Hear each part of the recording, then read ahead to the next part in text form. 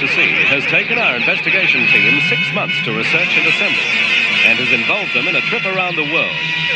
We have met the people at the heart of the UFO phenomenon, and it is their opinion that UFOs are here. A major myth about UFOs is that only kooks, quacks, nuts, strange people believe in them or are interested in them or see them. That's absolute nonsense.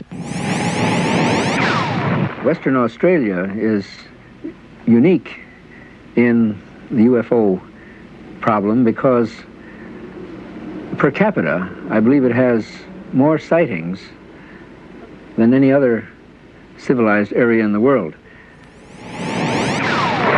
I think the meaning of the word UFO is that they are unidentified.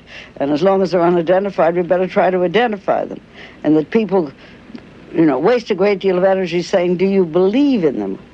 Well, the thing I believe in is they're unidentified. Actually, everybody I bump into is either fascinated with the subject or willing to listen. People are describing a technology, but there are really, around the technology, there are a number of psychological, and if you will, even, let's use the word psychic effects associated with it. We did not notice teeth.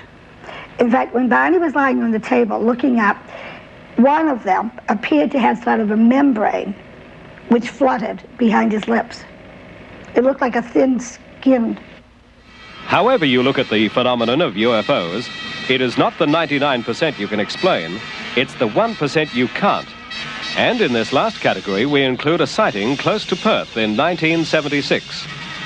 We talked to the Western Australian representative for Dr. Hynek's UFO Study Centre.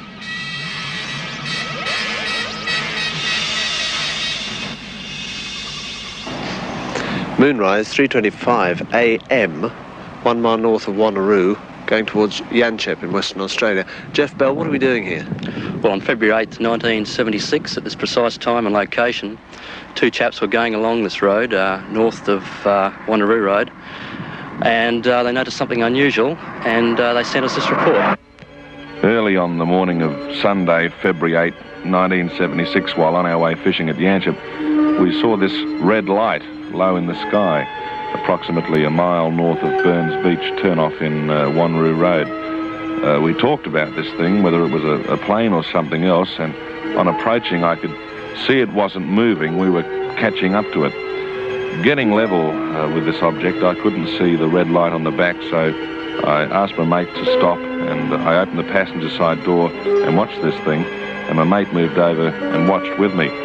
While we were looking, it was about 150 feet up and about 90 degrees from the car, and I noticed it had pink lights coming from windows, what looked like the front, and underneath it, it had this big shiny silvery light which looked like it was, spinning around. While watching this thing for 4 minutes, it took off very, very slowly in a southwest direction, about 400 to 500 meters, and stopped and hovered again. We watched it for about another minute, and then we packed them and took off. Do you think that looks like a Hollywood movie?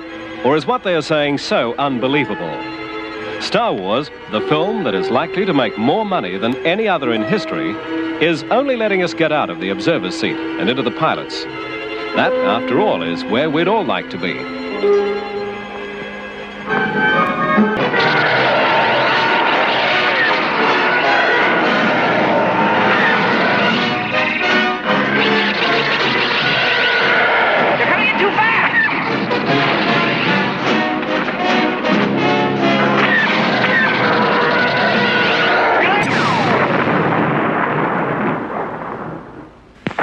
None of man's fantasies of evil can compare with the reality of Jaws. This is the extraordinary motion picture version of the best-selling novel, Jaws. That's a 20-footer. 25. 3 tons of them. Hurry up, he's coming straight for us. Don't screw it up now. Don't wait for me. Now! Shoot! Give him room, Brody! I can't, he's trying to run! Oh! Tail!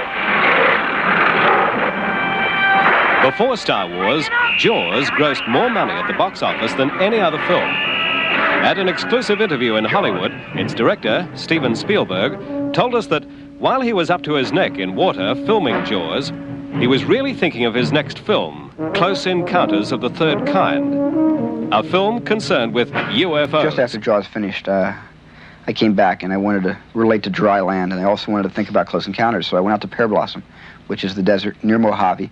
There's nothing around for miles, and if you want to watch the cosmos, that's the place to stand and do it. I mean, you feel like a grain of salt, and the stars are so vast. I mean, it's almost like looking down at the sky because the sky surrounds you. It's an amazing planetarium show. And I went out there, and I parked my car, turned the lights out, and sat on the roof, and looked up at the sky, and said to myself, if something comes down here right now and lands on the road, and an opening appears, would I get on and take a ride? And I thought about it, and I looked up at the sky, and I got very, very nervous because I realized that I wouldn't get on and take a ride. As a matter of fact, I was getting so nervous by embracing and romancing that thought that I got back in my car and I drove back to Los Angeles. I was terrified. Most people think the interest in UFOs is limited to a few cranks. In fact, there are thousands of intelligent people who get together at international conferences all over the world to study them. We visited one at Chicago to interview the man who for 20 years was head of the U.S. Air Force top security investigation into UFOs, Dr. Alan Hynek.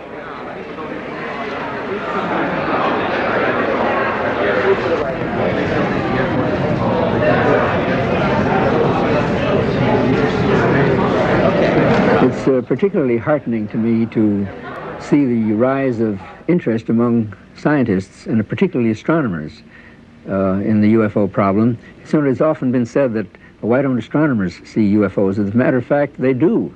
In a very recent report by Professor Sturrock of Stanford University, who queried all the members of the American Astronomical Society, found that 53% of those who responded said that, in their opinion, the UFO problem was worthy of scientific study. And what is more, 64 of the astronomers who responded gave what would be called UFO reports, objects, sightings that they personally had made at their observatories frequently, which to them was unexplained. One of the most important findings that has been made about this phenomenon is that it is global in scope. In other words, it doesn't belong to the French or the Americans or the British. There have been waves of sightings, usually lasting about a few weeks or a month and a half, over in very concentrated fashions in certain areas of the world. There have been such waves in Western Europe in 1954, for example. In this country in 1947, we know of waves in the Soviet Union, in China, in Australia, especially in Western Australia. And what is typical about these waves is that the people from all these different cultures around the world are describing the same thing in their own terms. What they are describing is an object that seems to be able to maneuver, it seems to be a technology, it seems to come to the ground and leave traces. And there have been rings especially that have been found, burned circles that have been found very commonly in Australia that are absolutely identical to things that have been catalogued in this country, in France. There is now a catalogue of such traces that encompasses more than 1,000 sightings. An ordinary man in an ordinary street in America. But this man started the 1947 wave of sightings that swept the world when he claimed to have seen from his mountain rescue plane 9 disc-like objects, roughly 45 miles away, flying at a speed of approximately 1,500 miles per hour near Mount Rainier, Oregon. The date? June 24, 1947. Later, when asked by a reporter to describe how they flew, Arnold said their motion was like saucers skipping over water. In the papers the next day, the world first saw the term flying saucer.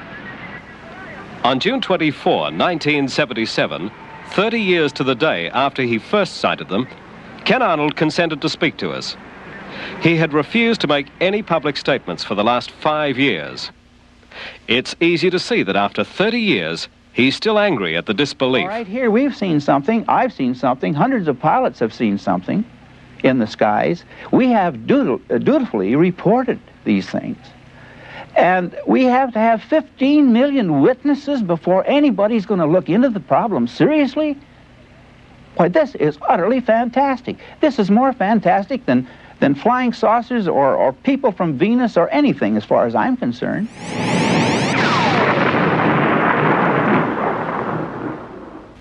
Arnold's sighting amazed many people, but none more than publisher Ray Palmer. Kenneth Arnold fits into it. This is his 30th anniversary. And strangely enough, it's my 33rd, because I knew about flying saucers 3 years before Kenneth Arnold made his first sighting. In the middle 40s, a man called William Shaver had written to Palmer about his alleged visit to a subterranean culture, peopled by beings he referred to as Deros and Teros. What he wrote was to create another legend of UFO mythology. Briefly, it was the story of a radioactive flare from the sun around 12,000 years ago, which virtually wiped out life on Earth. And the survivors fled into space in spaceships, while the persons left behind, whom he called abandoned Dero, went into the cavern world and set up a civilization there, which from that time on became contaminated because the atmosphere had to be drawn from the surface and so on in the water. So they gradually degenerated into what he called Deros. D meaning detrimental or destructive, and ro being a shortening of robot or robotic. In other words, he felt that these people were mentally controlled by robotic Dero influences. In other words, the radioactivity in their brain made them insane. But they had at their access the wonderful machines left by this civilization which fled the Earth, which had been taken down into the caves, and among them was a craft they called a rolat. Ro again for robotically controlled, instrumentally controlled, and so on. And in the caves, they used these things, which were discs about 30 feet in diameter, to go through tunnels and the tortuous caves underneath the ground for hundreds of miles, even from continent to continent. And they were controlled automatically, so they did not touch the floor, the ceiling, or the walls. And therefore, they had this flipping motion, and they went through caves where they had a right-angle turn. They traveled around 1,200 miles an hour. When Shaver heard about Kenneth Arnold's sighting, he wrote me very triumphantly and said, "You see, these rolats do come out of the caves." Perhaps the greatest surprise was when Arnold reported his sighting to the nearest U.S. military airbase. He found on the wall of the commander's office this classified gun sight photograph, which bore a remarkable resemblance to what Arnold claimed he had just seen, and Shaver had discussed 3 years before. Something else Ken Arnold didn't know was that Dr. Hynek was officially researching UFOs for the U.S. Air Force and compiling a classified report known as Project Sign, later to become known as Project Blue Book.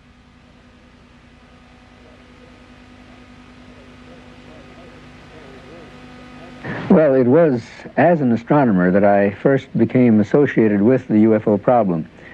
In 1948, the Air Force asked me, as an astronomer, to assist them in seeing how many of the reports on flying saucers that were coming in at that time could be explained astronomically.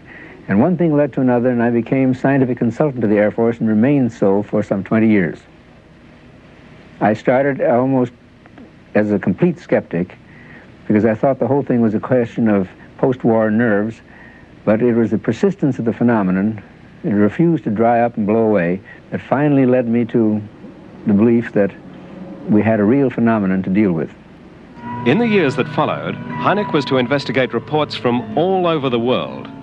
Soon, clips of film like this one began to reach him. This unique film that we've managed to obtain has puzzled scientists and experts all over the world, and to this day remains a truly unidentified flying object. Meanwhile, the media still referred to them as flying saucers. When in 1955 a group of Italian scientists and cameramen went to photograph an eclipse of the sun from 3 miles up, they were delighted to find not one, but a group of objects which they proceeded to photograph. Next week, the world's cinema screens carried the title 3 Miles Up, Flying Saucers. This year marks the 30th anniversary of the advent of the flying saucer, and that is a most unfortunate term, in my opinion, because it invites ridicule. It opens the door to a great deal of buffoonery and lampooning. It had a perfectly good history because when Kenneth Arnold described the motions of the discs that he had seen, he said that it was like skipping a saucer over water. But some reporter thought that was a very clever term, and flying saucers were born. But it is really too bad, because it has caused a great deal of jokes and so forth. For instance, one common expression is that if you want to see a flying saucer, just goose a waitress. What do experts believe UFOs look like?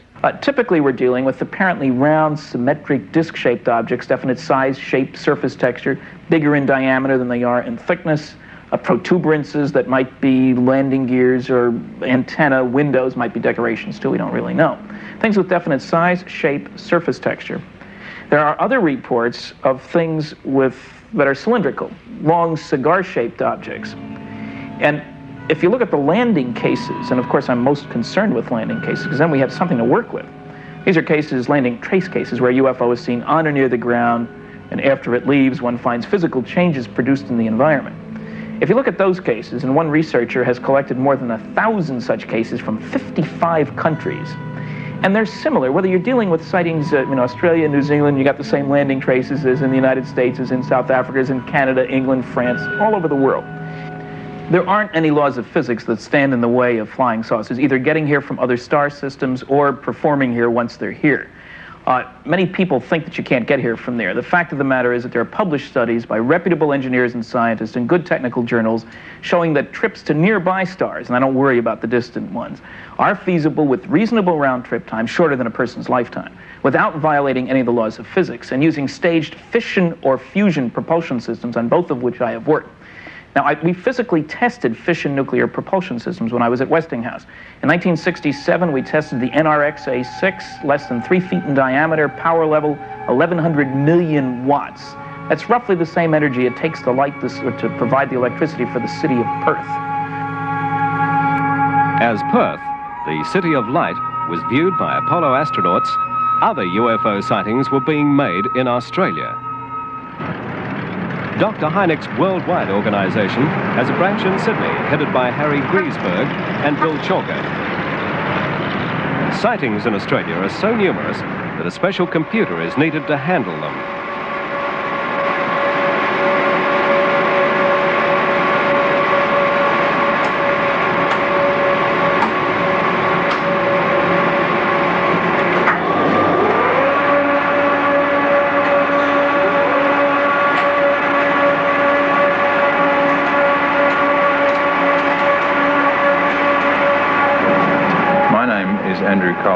And I work with computers. I got actively involved with the UFO Investigation Centre after an experience of my own. We started out with a very small machine, which we were able to recover from scrap and make it do what we wanted to do with it. But since then, the files have grown, and we now have several thousand files, which we can look at and reference whenever we need. And this requires a much larger machine.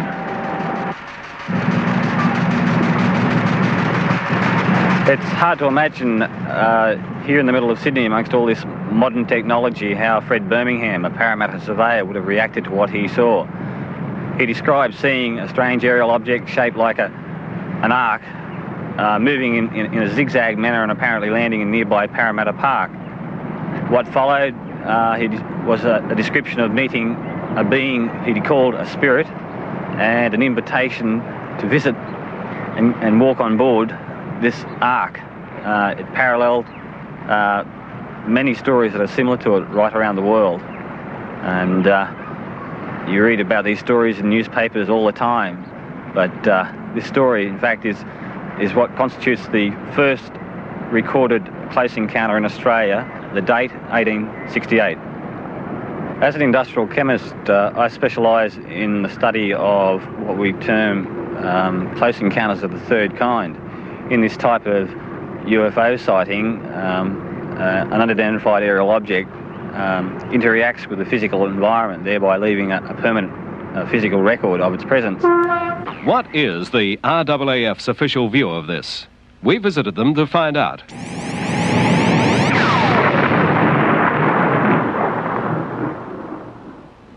What Anita White, you're with the Department of Defence here in Canberra. Is your function to deal with UFO inquiries entirely? Only partly. In Air Force Office here I have several duties, one of which is to deal with what we prefer to call unusual aerial sightings. Now you departed from UFO for any particular reason?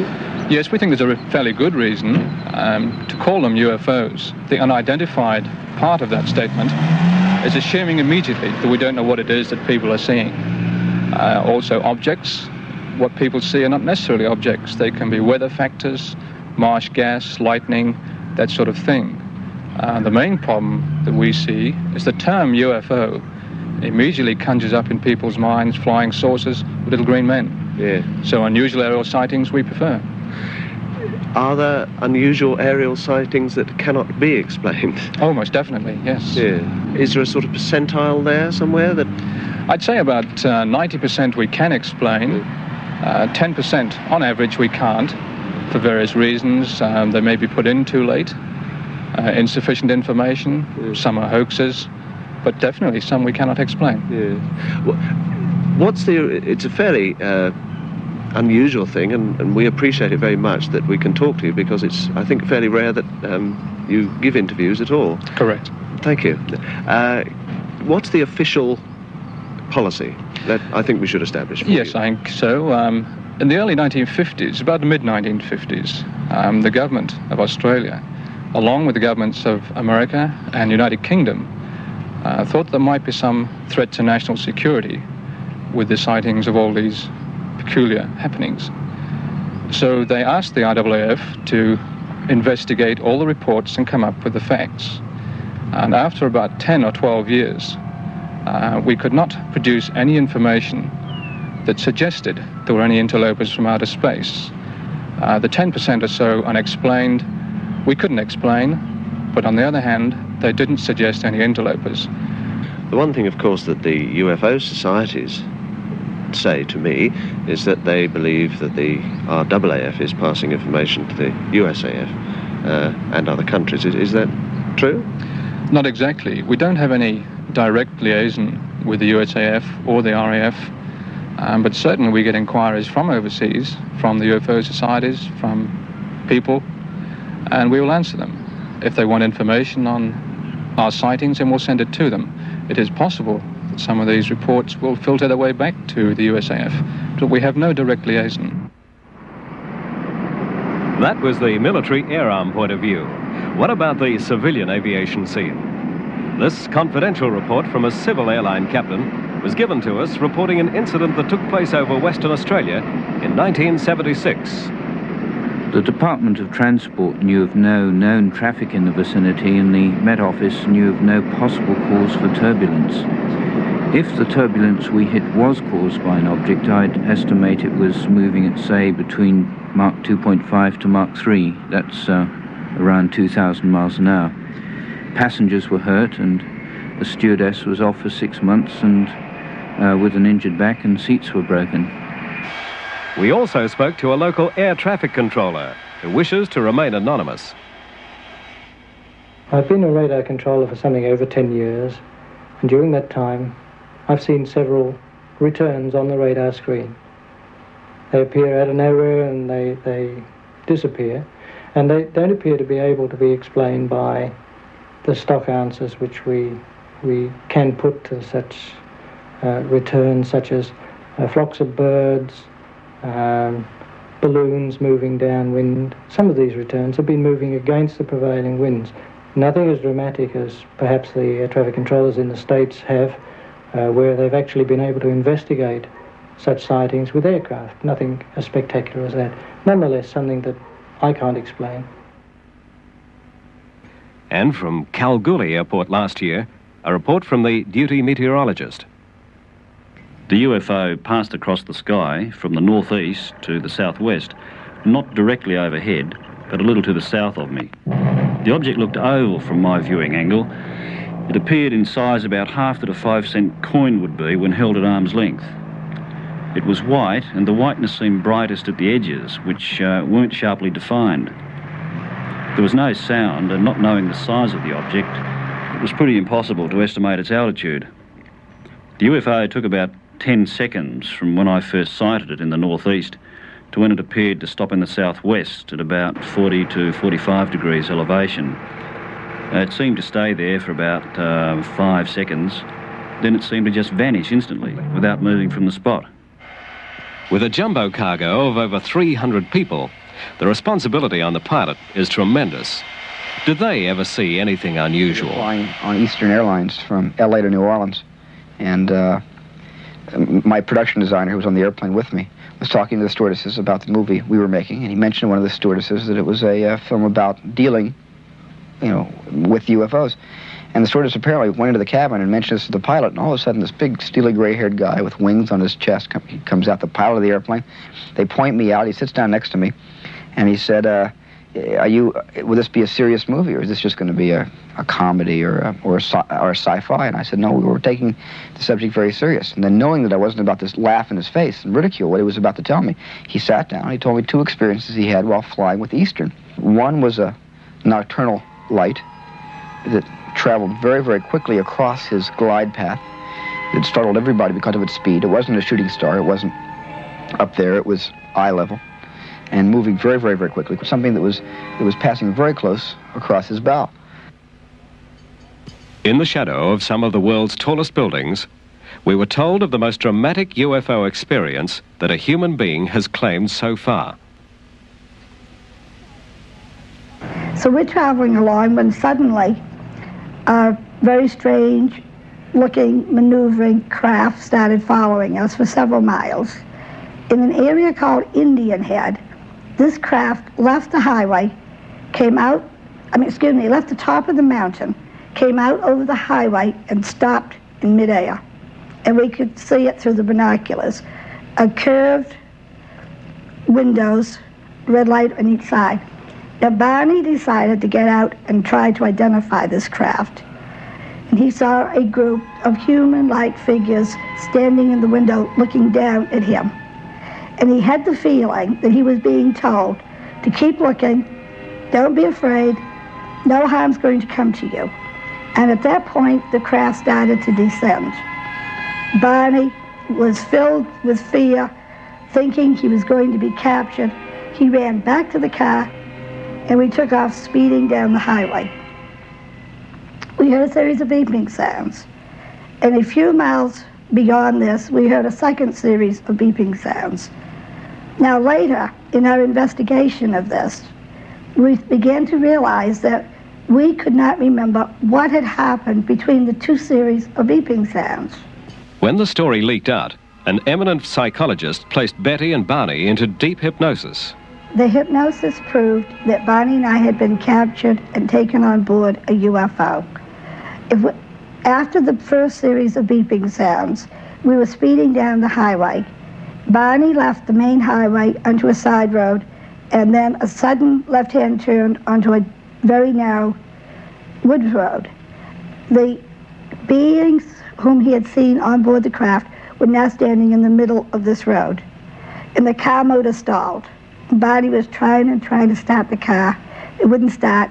They separated, came up, and took us out of the car in 2 groups. They took us through a path in the woods to where the craft was on the ground, took us on board, took us into separate rooms, gave us physical examinations. And during this examination, we learned they had put a cup-like instrument on Barney's abdomen. Now, later, when we returned home, Barney developed a pattern of warts in a perfect circle. And we never knew until the hypnosis that that was the spot where this cup-like instrument was put onto him. Well, you're one of the few people to have met aliens. What do they look like? They all had very, very large eyes, very small nose, thin slit for a mouth, no hair, no eyebrows, eyelashes, and no this part of the ear that we could see. We did not notice teeth. In fact, when Barney was lying on the table looking up, one of them appeared to have sort of a membrane which fluttered behind his lips. It looked like a thin-skinned.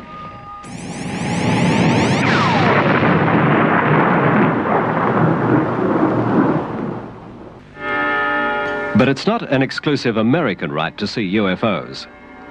One of the most credible witnesses we interviewed was an Australian minister, the Reverend Gill, posted before the time of his sighting to the Anglican mission in Boinai, Papua New Guinea. One night at 7:45, as he stood with 38 other people at the edge of the mission playing field, every one of them saw the same thing. Can you imagine what it's like to look up in the sky and see a totally foreign-looking object there, just hovering, not very far high up, maybe 200 or 300 feet up in the air, and glowing, and two bipods jutting out from behind it, from underneath it, and sparkling all around, and some figures up there. This solid-looking object, and figures walking about on top, and not the slightest noise whatsoever. And so we waved.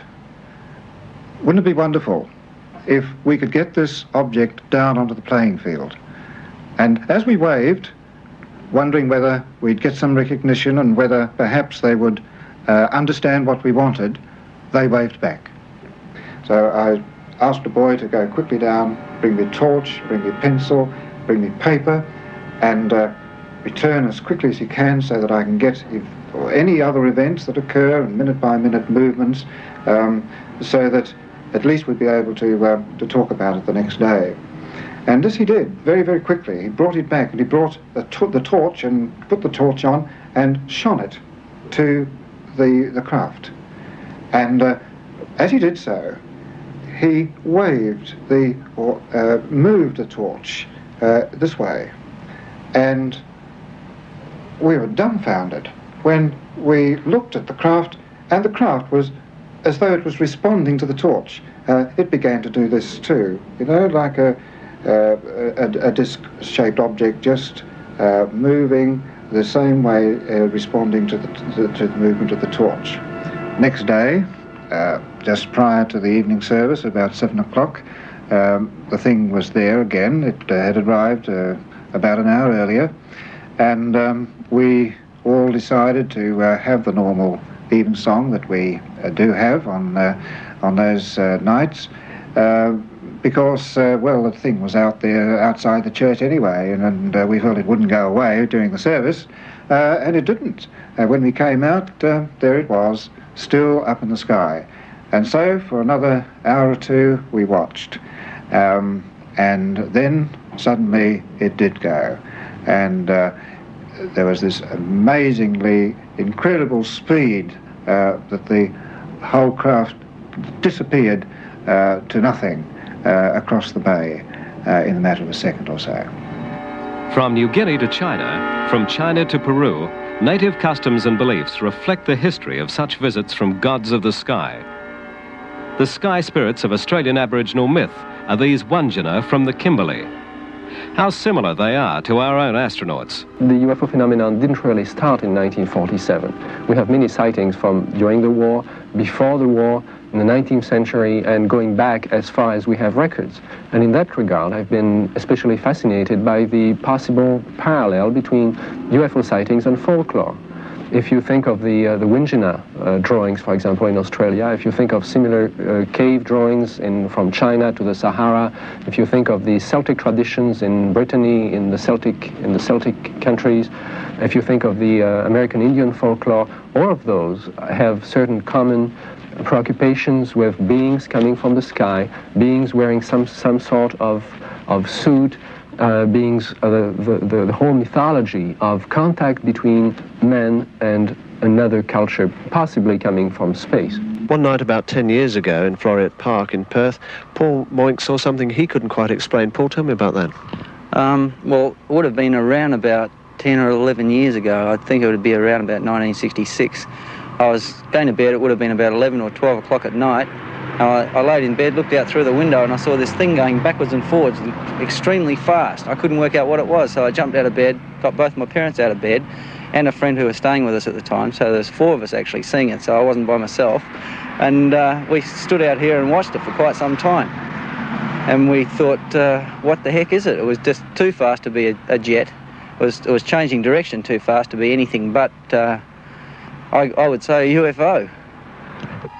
In the same year, this photograph, claimed to be a UFO, was taken from Kings Park in Perth, 4 miles away from where Paul's family live in Floriat Park. Well, we got a surprise because we didn't know actually what it was, and we were puzzled, and we couldn't tell the shape of it because it was going too fast, and it was flying actually like a kite, but much faster.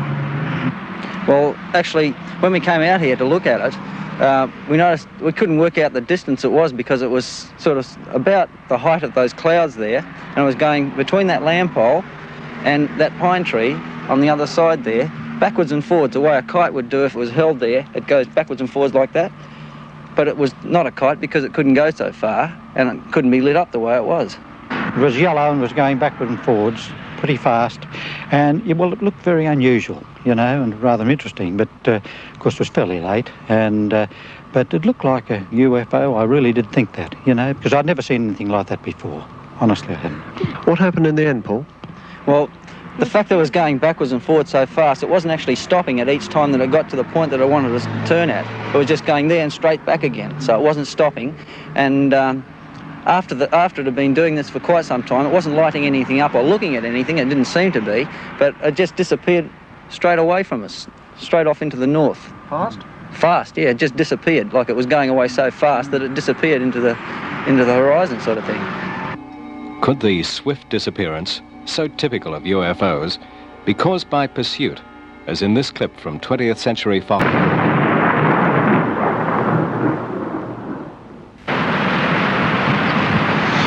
Well, it was on the 6th of January 1968, just by the edge of the riverbank near this golf course, that I witnessed the landing of no less than 2 flying saucers, a negative craft and a good guys craft. There are both good guys and bad guys. And the whole thing started off when the State Electricity Commission built a 66,000 volt power station next door to my home. And these attracted the flying saucers, which came and had a look at it while it was in its construction stages, and when it was switched on especially, they came around in droves, measuring the magnetic fields around it. In those days, in 1968, we had Essendon Airport in Melbourne.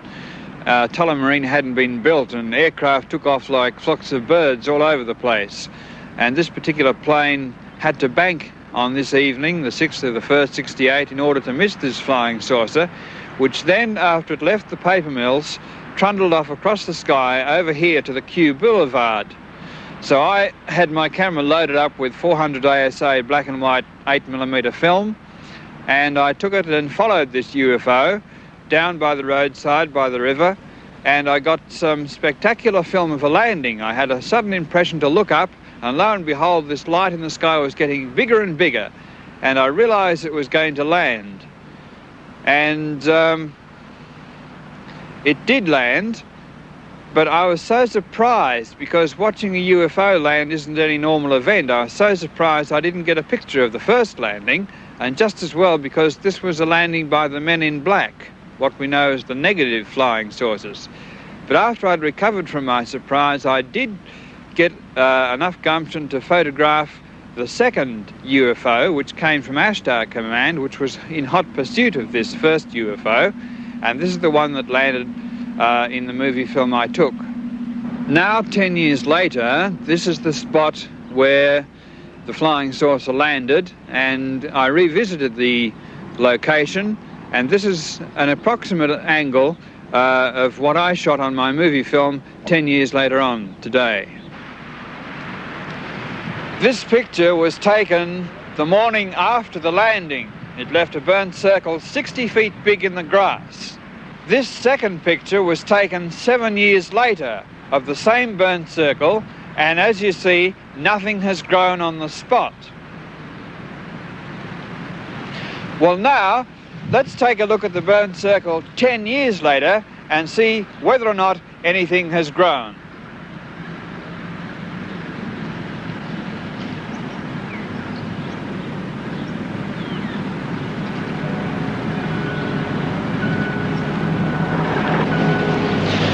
Yes, well, this is the burnt circle. A lot of flying saucer landings leave burnt circles, and nothing has grown on this one since the original landing on that particular night. And over the years, we've come back to the boulevard and checked this area and found no growth on the burnt circle. Along with Shaver, Colin Cameron claims to have had contact with the subterranean Deros and Teros here in Australia. This belief should not be dismissed too lightly. Ray Palmer came out with some astonishing details about Shaver's experience. I think Mr. Shaver, well, he originally claimed that he spent 8 years in these caves with these Dero and Tero people, T being integrative. And I discovered later, much to my embarrassment, that he had spent these 8 years in the Ypsilanti State Hospital for the Insane in Michigan. I contacted the doctors, and they said he was catatonic. He lived in a world, they even had to feed him, in this imaginary world of his.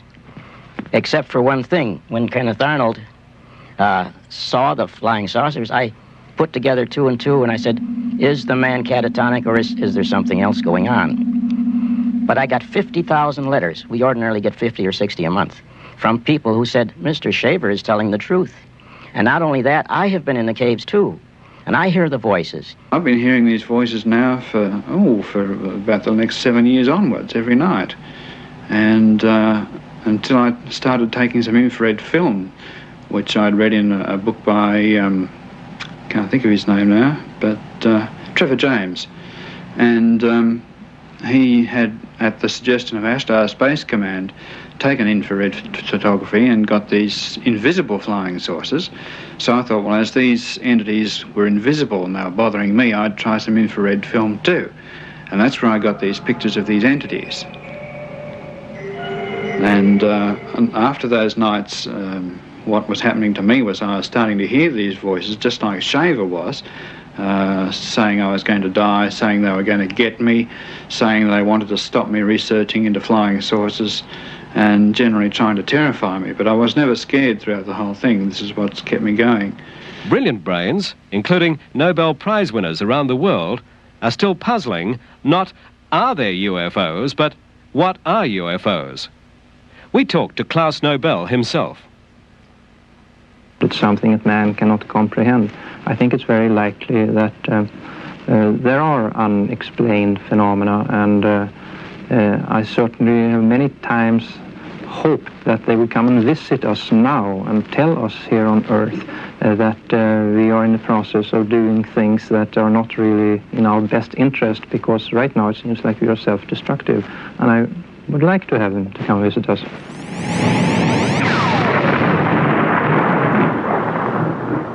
My personal opinion today is that the flying saucers exist in our atmosphere. They are intelligently controlled, that they do convey or carry people just as real as you and I, except in a different sense. Personally, I'd say I'm an agnostic, if one can apply that term to the subject. I've seen many reports. Some of them are definitely weird, but until I see one, I don't believe. But I'm not going to say they're not there. Well, now, what are we to think of this kind of phenomenon? People claiming to see things such as I did. There were 38 of us, and we all believe that we saw it, but of course we don't expect other people to believe us if they don't want to. And I have very little time with the attitudes of traditional science, which behave much more like religious dictatorships in many instances than they do like open-minded scientific communities. We have to have 15 million witnesses before anybody's going to look into the problem seriously? Why, this is utterly fantastic. This is more fantastic than flying saucers or people from Venus or anything, as far as I'm concerned. If 15 million people did collectively see something like this flying over a major city, as here in Perth, Australia, Experience leads us to believe that there would be a complete breakdown of the social order, like the riots in New York when the lights went out. In the MGM film Soylent Green, we get a taste of the chaos the future may hold.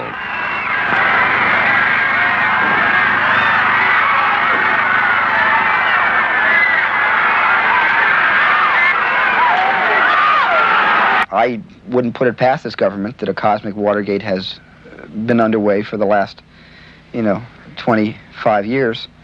And at the same time, I don't think it's, I think as we're growing up, or from the government's point of view, I think we've been adults for hundreds of years, but from the government's point of view, we're still growing up, and eventually they might want to tell us something about what they've discovered over the decades. There is a rumor that was in U.S. News and World Report a number of months ago that Jimmy Carter might make some unsettling disclosures about the UFO phenomena sometime in December. It's perfect timing. I opened my movie in December, so it's perfect timing.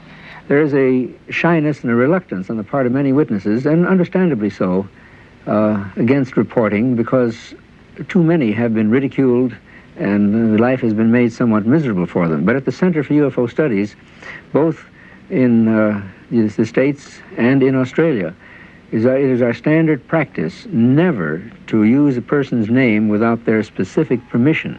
So if any of our viewers have what they feel is a valid UFO experience and have not reported it, by all means, I would say it is your scientific duty to report this, and with the assurance that your names will not be used without your permission.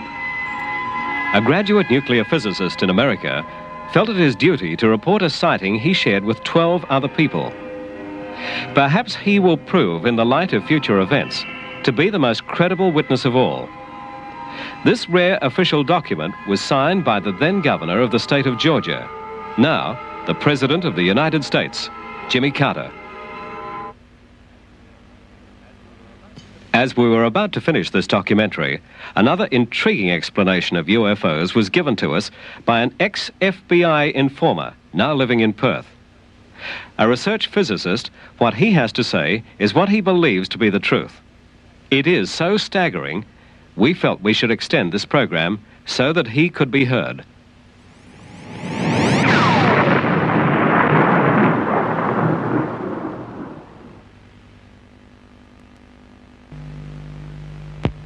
This scientist believes that man holds the secret of anti-gravity and can produce flying saucers at will. We interviewed him at a private house in Perth. Well, originally I didn't start to investigate UFO phenomena.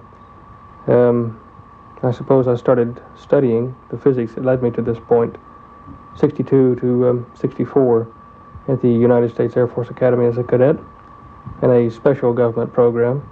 As you're aware, the Air Force Academy is outside NORAD in the Colorado Mountains. It's a few miles up the hill from it. And I was trained there with 180 some odd other characters to do research in areas of electrogravitics later. We were programmed with libraries of information by slides flashed up on a wall at the rate of 200 pages a second. We couldn't even read them, but they were being implanted in our minds subliminally. It was a very classified project, and for the most part of it, while we were being programmed, we weren't aware of what was going on. We had normal classes in physics and calculus and this sort of things, but this stuff was being programmed in so that we had to assimilate it or bring it to our conscious mind over the months and years that followed in dreams and kind of daydream periods during the day when we're awake. But I left the academy in 64. I had a top secret security clearance with the government, and then eventually that lapsed to secret. And I did a bit of time in the reserves, Air Force Reserves, with the Strategic Air Command outside of Fort Worth.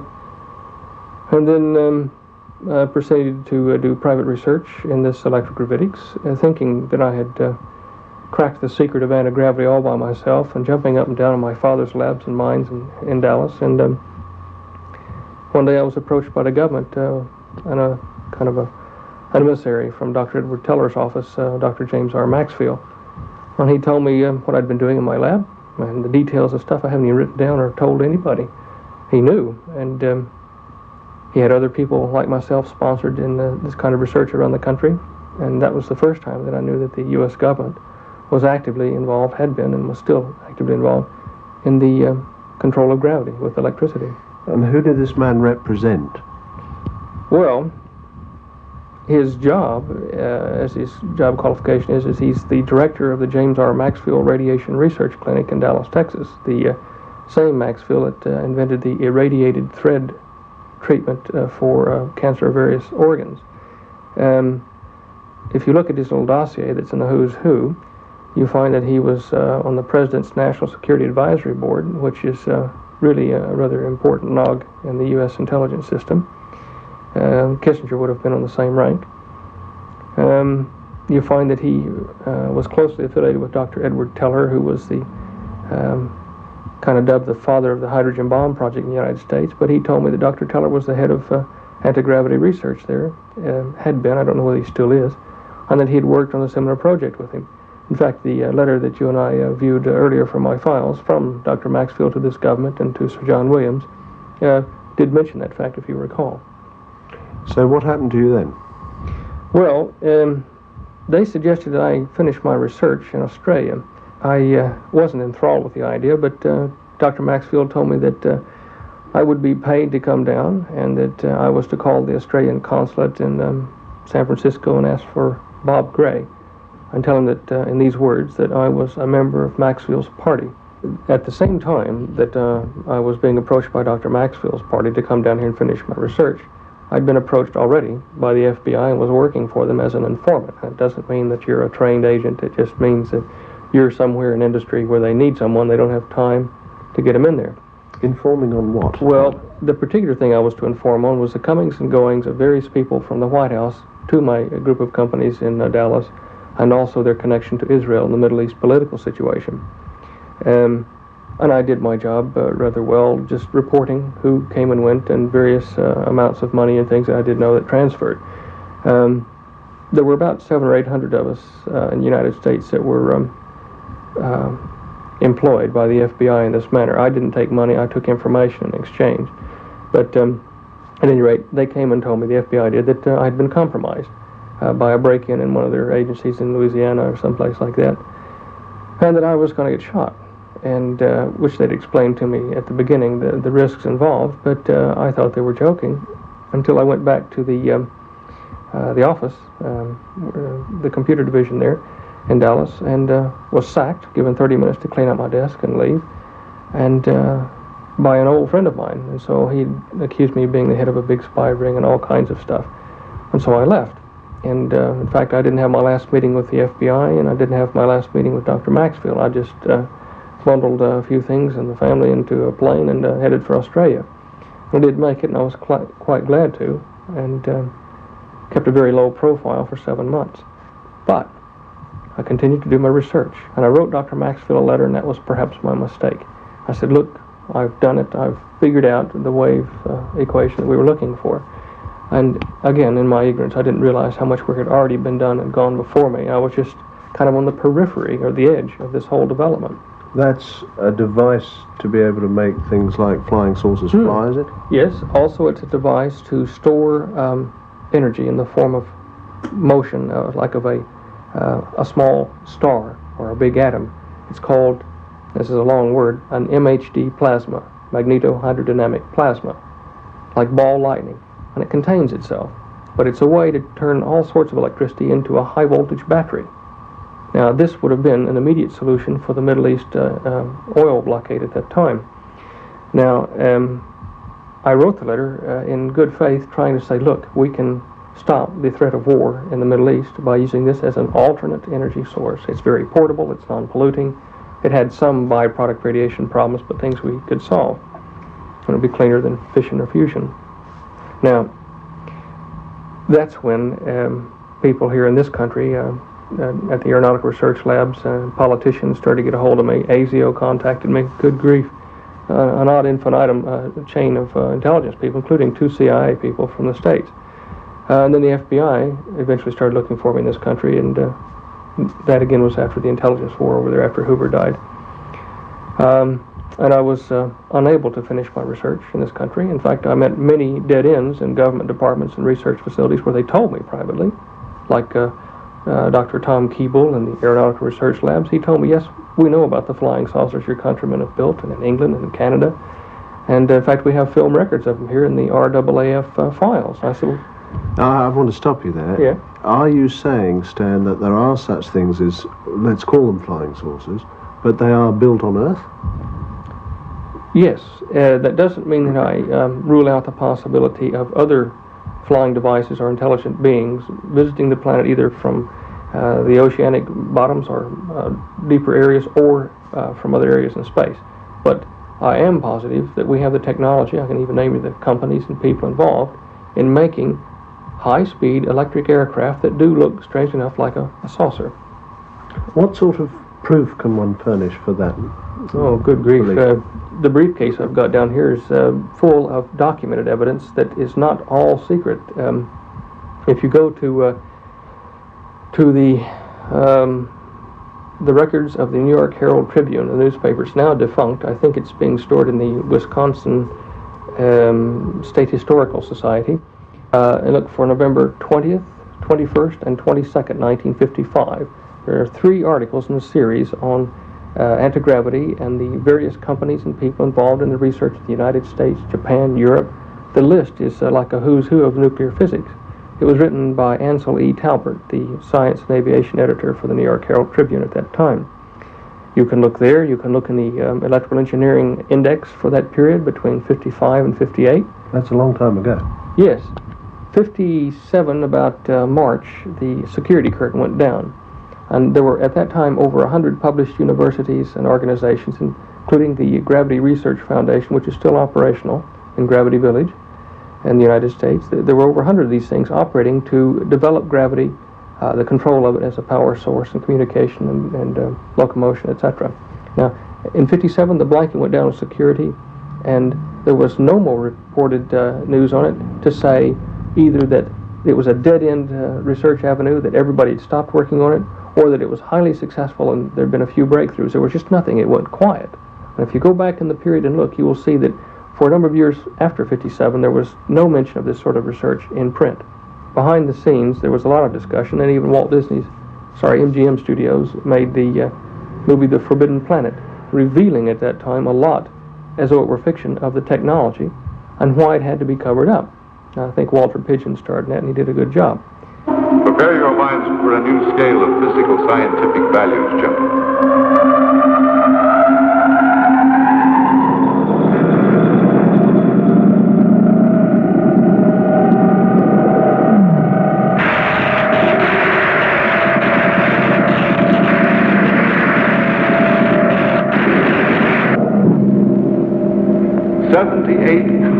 Levels.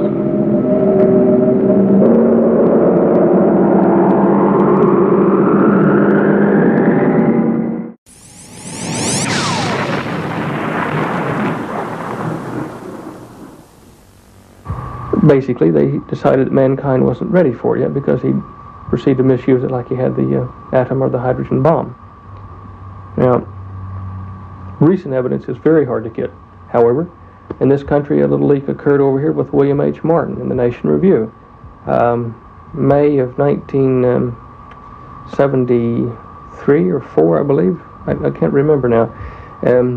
He published an article on Pine Gap and how Nixon had intended to use it in 1975 to solve the energy crisis by announcing a new method of electromagnetic propulsion, which would be based from the Pine Gap facility.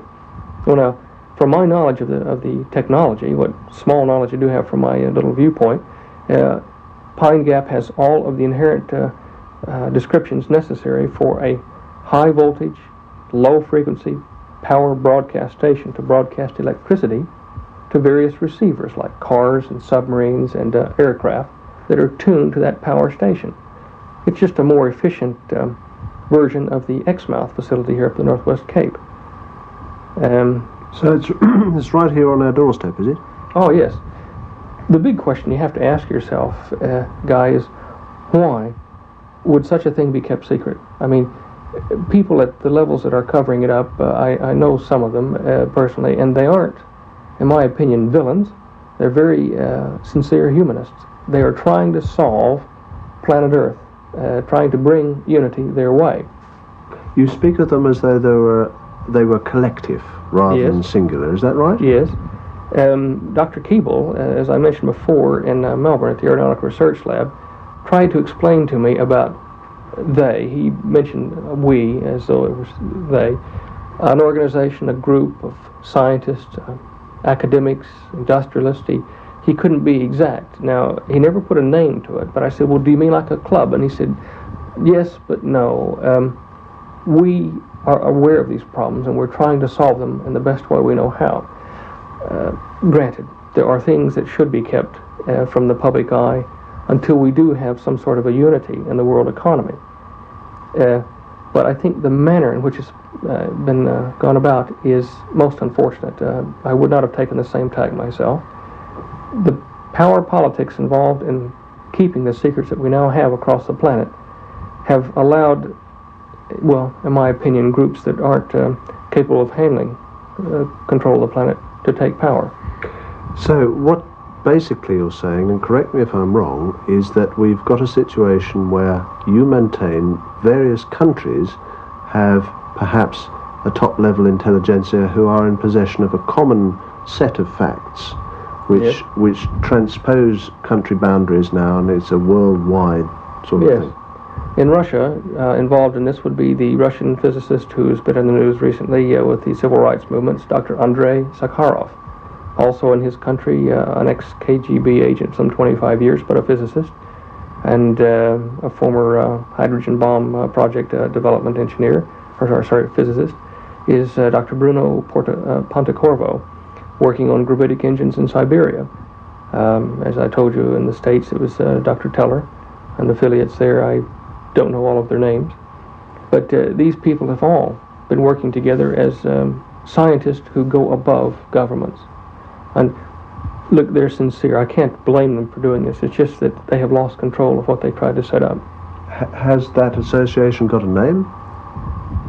I don't think so. When I worked with the FBI, there was a political and financial institution that I was ordered to investigate with many other agents, and it was called the Illuminati, which is a general term meaning the enlightened or the wise ones. The investigation, this led me to the Council on Foreign Relations and to the Club of Rome, which are linked by joint directorships under Carol Wilson. This is, again, another tale, but you put yourself in the scientist's position in the mid-50s. What you see is that you've got a technology that, if announced to the public, would cause mass reactions in the economy, in social moves, in cultural reactions that could probably bring about the demise of the whole human civilization. A simple example would be this. As a scientist, you come out in the mid-50s and you say, we have a process which will allow us to get rid of tires, allow us to get rid of the petrol engine, hence the petrol, hence all the dependent industries. It'll be available for you in 24 months' time. It'll only cost you $3,000 or $4,000. Now, what kind in his right mind would buy a new petrol engine car if he could have one of the new ones in 2 years that don't need roads and run on electricity and no petrol necessary? They'd all stop their buying trends, which would then collapse the economies that would be building the other one in 24 months. If you had a central world authority, like Dr. Pache's Club of Rome group want, then if you announced, when you controlled all the nations and the economies, if you announced and said, we've got a new car that does this, nobody would panic, because they know that if their industry became redundant, they would be retrained and paid while they're doing it in some other support industry. We don't have that facility on the planet at the moment, because we're greatly disordered, and many of the cultures fight against each other. Scientists, industrialists, engineers found this problem in the mid-50s. Now, we're playing their part. So we sit here and we say, how do we get world unity? The United Nations, the League of Nations had failed. You couldn't get any 2 or 3 of them to agree to turn their sovereignty over to a third party. You couldn't come out and field an army from the United Nations or League of Nations or anywhere, even a corporate army, and tell the people of Earth you're taking over, as some people have suggested the multinationals might do. You can't do that because the mass resistance would be worse than the French resistance to Hitler. It would destroy the unity they were trying to get. So by peaceful discussion over the conference table, and by force, it wasn't possible.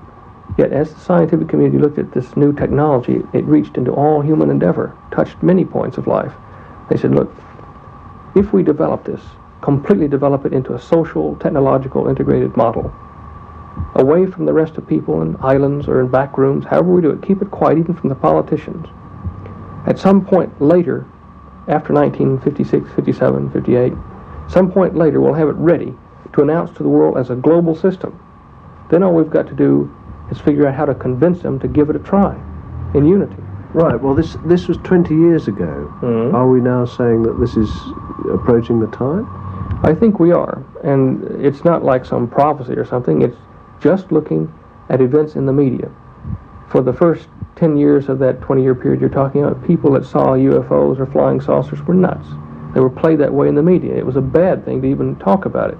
Now, toward the end of this 20-year period, if you see one, you're a great guy in the neighborhood. Everybody wants to talk to you. Everybody wants to know you.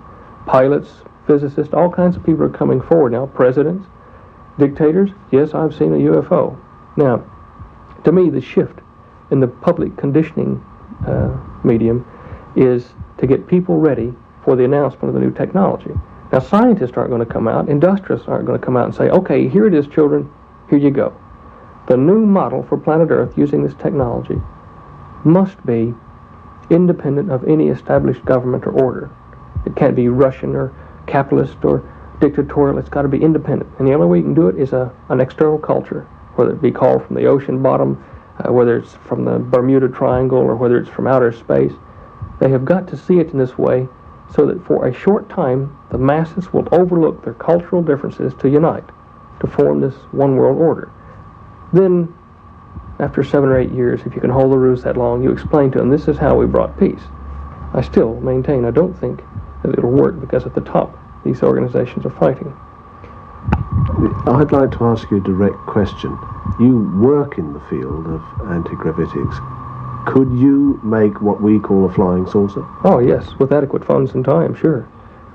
I'd still be doing it for the research organizations if I hadn't differed in philosophy. That's where I got in trouble, because I stood up and said, why are you doing this? And it wasn't for me to know. UFOs, if they don't exist, or these electric flying saucers, if they don't exist in our current technology, I'll give it to the world. I'll be a hero, but I'll tell you right now, I don't need to do that. It's already done. This does not mean that in the past, before 47, 49, whenever the first flying saucers were supposedly sighted on this planet, does not mean that the time before that was to be explained by Earth technology. It wasn't. Even back in the Bible, in Moses' encounter with God in the flaming bush, and don't walk on this ground with your shoes on, take one off. It sounded like he was in a field at any rate. Ezekiel's flaming chariot. You go back thousands of years and you find we had encounters with things that could only be explained in their own words as being from the heavens.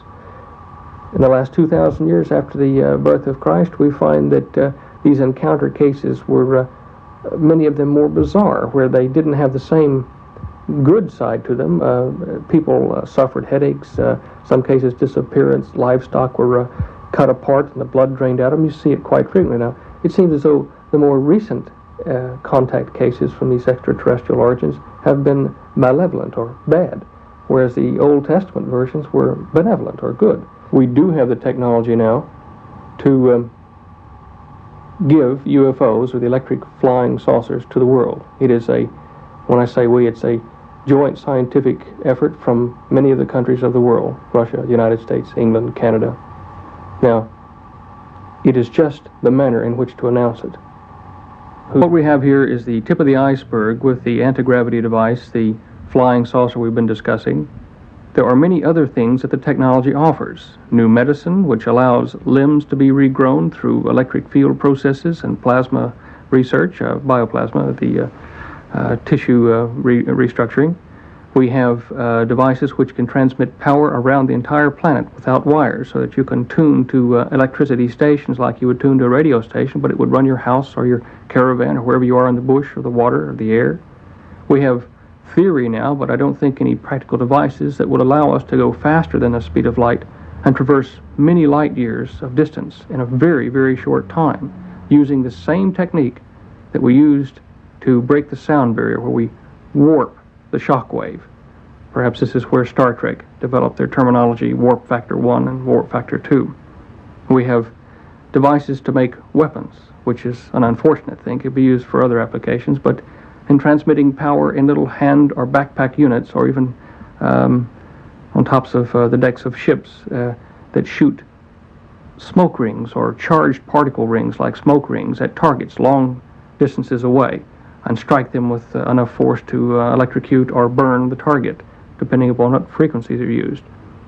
There are numerous things. There is even a way to use this process to control mines at a distance of 10 to 15 miles from a central transmitter, where people aren't even aware of it during their sleep, somewhat like post-hypnotic suggestion. This, in the wrong hands, is not a good tool.